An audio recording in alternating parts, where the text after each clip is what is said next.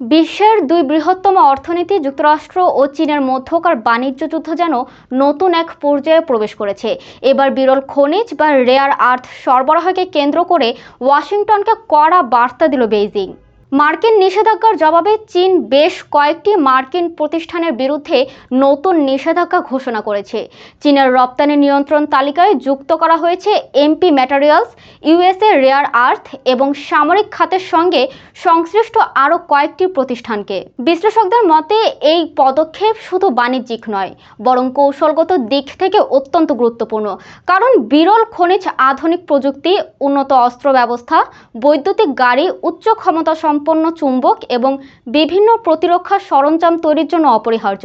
চীনের নতুন সিদ্ধান্ত অনুযায়ী তালিকাভুক্ত প্রতিষ্ঠানগুলোর কাছে সামরিক ও বেসামরিক উভয় ধরনের পণ্য সরবরাহের ক্ষেত্রে কঠোর বিধিনিষেধ আরোপ করা হয়েছে। এর ফলে যুক্তরাষ্ট্রের কিছু শিল্প ও প্রতিরক্ষা খাত সরবরাহ সংকটের মুখে পড়তে পারে বলে আশঙ্কা করা হচ্ছে। বিশ্বের বিরল খনিজ বাজারে চীনের আধিপত্য দীর্ঘদিনের, তাই বেইজিংয়ের এই পদক্ষেপকে অনেকেই যুক্তরাষ্ট্রের ওপর চাপ সৃষ্টির একটি গুরুত্বপূর্ণ কৌশল হিসেবেই দেখছেন। এখন প্রশ্ন হলো, এই নতুন নিষেধাজ্ঞা কি যুক্তরাষ্ট্র চীন সম্পর্ককে আরও উত্তপ্ত করে তুলবে, নাকি দুই দেশ আবারও আলোচনার টেবিলে ফিরবে? বিশ্বজুড়ে নজর এখন সেই দিকেই।